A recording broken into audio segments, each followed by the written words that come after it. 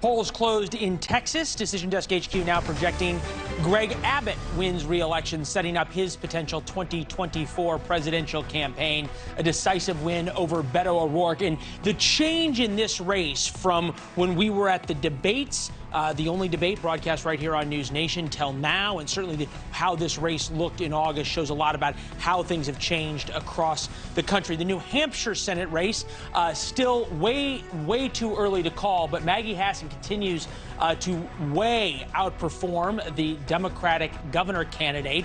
The Republican governor has won, John Sununu. Don Bolduc now way underperforming in the ticket splitting here. If Republicans are going to get 54 seats in the U.S. Senate, they had to pull ahead, almost certainly in New Hampshire. Georgia Senate, still too close to call as well. Georgia governor, also still waiting for a lot of data from inside of Georgia. Ohio Senate, J.D. Vance, Tim Ryan. We were talking about that ahead of the break.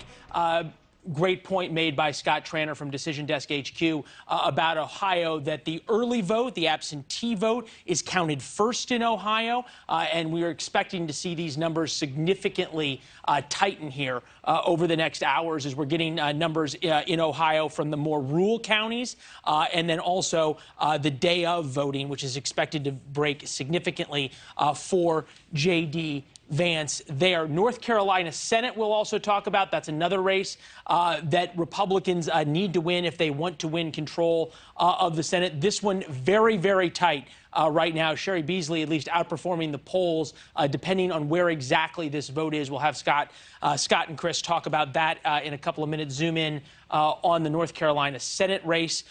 Ted Budd, the Trump acolyte, was thought to be number 3rd in the primary and pulled ahead as we look through some of the county level. Mecklenburg County, Cheryl Beasley doing very well as expected there. We keep saying this, Chris, over and over again in terms of watching the demographic trends. We saw in Florida how the Hispanic vote certainly shifted Republican. Ron DeSantis winning there decidedly. Marco Rubio winning there by double digits. And that lead's continuing to expand.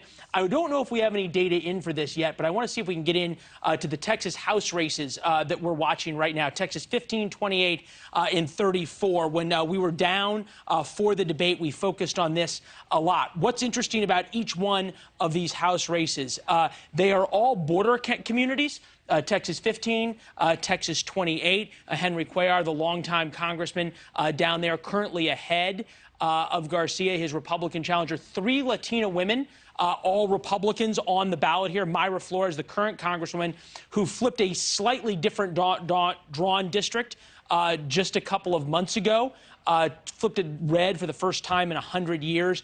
She's running, no data there yet. But this is another place that we watch for that Hispanic wave and that shift that we're going to start looking. We've seen it grow in Florida. Whether it translates to Texas, then Arizona and Nevada is where we're going to watch for it next, Chris.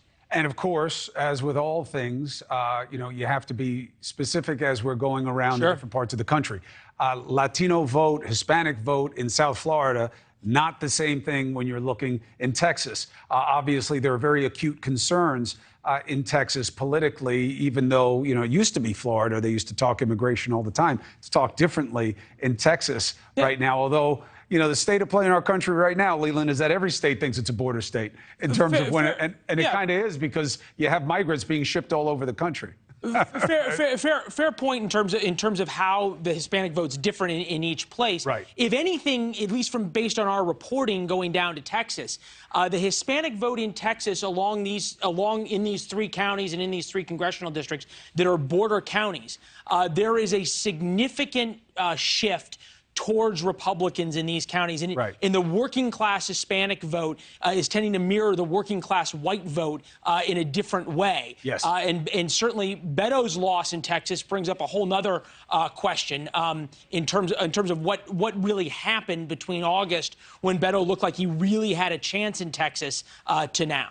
Yeah, I never thought he had a chance in Texas. Well, yeah, you're smart. I understand why the Democrats say that, and they put a lot of money on it, and he's kind of been like, the great hope for a really long time, since like the Obama years, but I'm not seeing it. And obviously Governor Abbott is going to get another turn at the helm. Ooh, the panel has something to talk about. Hey, thank you for watching. Please go to newsnationnow.com newsnationnow.com, and you can find NewsNation on your television provider. And don't forget to click the red subscribe button down below. Then you will get more of NewsNation's fact-driven coverage.